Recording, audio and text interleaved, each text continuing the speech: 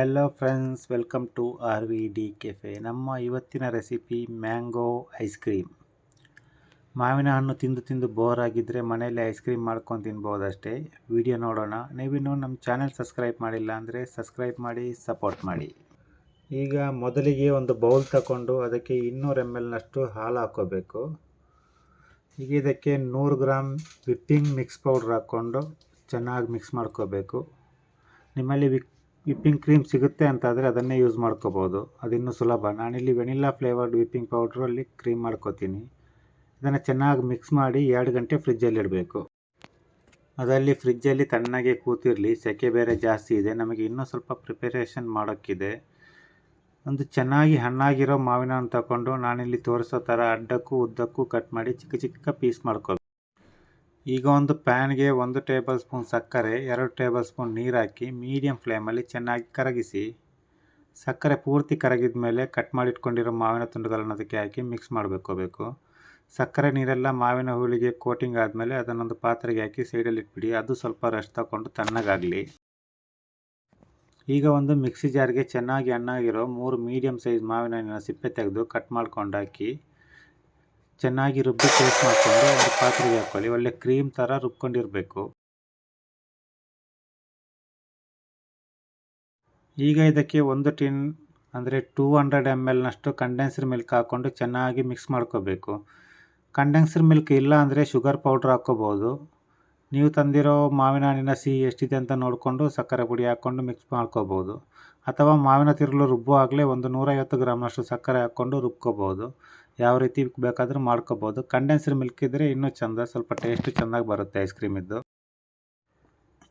Condensed milk ಹಾಕಿ ಚೆನ್ನಾಗಿ mix ಮಾಡಿದ ಮೇಲೆ ಅದರಿಂದ ಸ್ವಲ್ಪ ಪೇಸ್ಟ್ ತೆಗೆದು ಬೇರೊಂದು ಚಿಕ್ಕ ಪಾತ್ರೆಗೆ ಹಾಕ್ಕೋಬೇಕು. ಸ್ವಲ್ಪ ಹಳದಿ ಫುಡ್ ಕಲರ್ ಹಾಕಿ ಚೆನ್ನಾಗಿ ಮಿಕ್ಸ್ ಮಾಡ್ಕೋಬೇಕು. ಇದು ಬೇಕಾದರೆ ನೀವು ಸ್ಕಿಪ್ ಮಾಡ್ಕೋಬೋದು. ನಿಮಗೆ ಕಲರ್ ಯೂಸ್ ಮಾಡೋದು ಇಷ್ಟ ಇಲ್ಲ ಅಂದರೆ ಸ್ಕಿಪ್ ಮಾಡ್ಕೋಬೋದು, ಏನು ಪ್ರಾಬ್ಲಮ್ ಇಲ್ಲ. ನಾನಿಲ್ಲಿ ಎಕ್ಸ್ಟ್ರಾ ಲೇಯರ್ ಕೊಡೋಕ್ಕೋಸ್ಕರ ಸ್ವಲ್ಪ ಡಾರ್ಕ್ ಕಲರ್ ಯೂಸ್ ಮಾಡ್ತೀನಿ ಅಷ್ಟೇ. ಚೆನ್ನಾಗಿ ಮಿಕ್ಸ್ ಮಾಡಿ ಅದನ್ನು ಒಂದು ಪಕ್ಕಕ್ಕೆ ಇಟ್ಬಿಡಿ.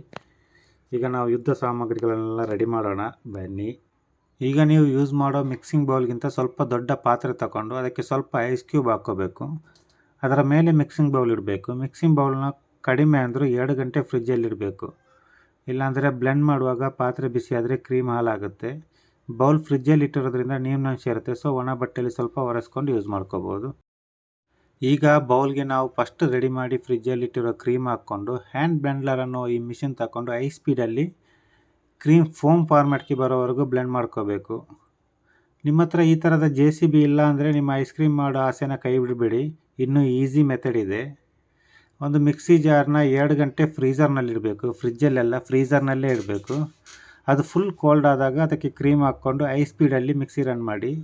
ಜಾರ್ ಹೀಟ್ ಆಗೋಕ್ಕಿಂತ ಮೊದಲು ಮಿಕ್ಸಿ ಆಫ್ ಮಾಡಿದರೆ ವಿಪ್ಪಿಂಗ್ ಕ್ರೀಮ್ ರೆಡಿ ಆಗುತ್ತೆ. ಈಗ ಕ್ರೀಮ್ ಚೆನ್ನಾಗಿ ಫೋಮ್ ಫಾರ್ಮ್ಯಾಟ್ಗೆ ಬಂದಿದೆ. ಈಗ ಎಲ್ಲ ಮಿಕ್ಸಿಂಗು ರೆಡಿಯಾಗಿದೆ ನಮ್ಮದು. ಇನ್ನು ಐಸ್ ಕ್ರೀಮ್ ರೆಡಿ ಮಾಡೋದು ಒಂದೇ ಬಾಕಿ. ಇನ್ನು ಐಸ್ ಕ್ರೀಮ್ಗೆ ಒಂದು ರೂಪ ಕೊಡೋಣ. ರೆಡಿಯಾಗಿರೋ ವಿಪ್ಪಿಂಗ್ ಕ್ರೀಮ್ಗೆ ಸ್ವಲ್ಪ ಸ್ವಲ್ಪ ಮಾವಿನ ಪೇಸ್ಟ್ ಹಾಕ್ಕೊಂಡು ನಿಧಾನಕ್ಕೆ ಮಿಕ್ಸ್ ಮಾಡ್ಕೋಬೇಕು. ಮಿಕ್ಸ್ ಮಾಡೋದಂದರೆ ಕಾಂಕ್ರೀಟ್ ಕಲಸಿ ಥರ ಒಮ್ಮೆಲೆ ಮಿಕ್ಸ್ ಮಾಡೋಕ್ಕೆ ಹೋಗಬೇಡಿ, ನಿಧಾನಕ್ಕೆ ಫೋಲ್ಡ್ ಮಾಡ್ತಾ ಹೋದರೆ ಸಾಕು. ಕ್ರೀಮ್ ಮಿಕ್ಸ್ ಚೆನ್ನಾಗಿ ರೆಡಿಯಾಗಿದೆ. ಈಗ ಇದನ್ನು ಯಾವುದಾದ್ರೂ ಮುಚ್ಚಳ ಗಟ್ಟಿಯಾಗಿರೋ ಮುಚ್ಚಕ್ಕೆ ಆಗುವಂಥ ಟಬ್ಗೆ 3/4 ಭಾಗದಷ್ಟು ಹಾಕ್ಕೋಬೇಕು.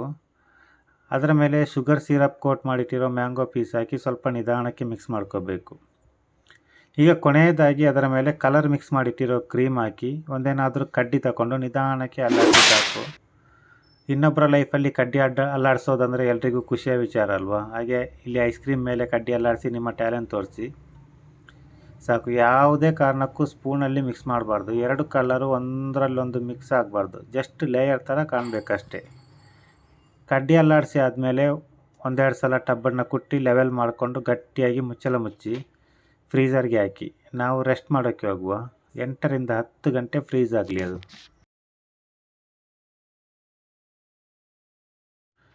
ನಮ್ಮ ಐಸ್ ಕ್ರೀಮ್ ಟಬ್ಬು 8 ಗಂಟೆ ತಣ್ಣಗೆ ಮಲಗಿ ಈಗ ಎದ್ದು ಬಂದಿದೆ, ಚೆನ್ನಾಗಿ ಗಟ್ಟಿಯಾಗಿದೆ.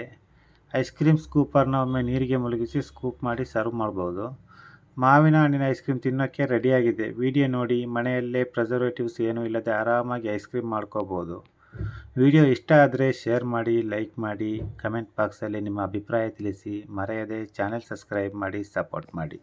ಹೊಸ ರೆಸಿಪಿಯೊಂದಿಗೆ ಮತ್ತೆ ಸಿಗೋಣ. Thank you.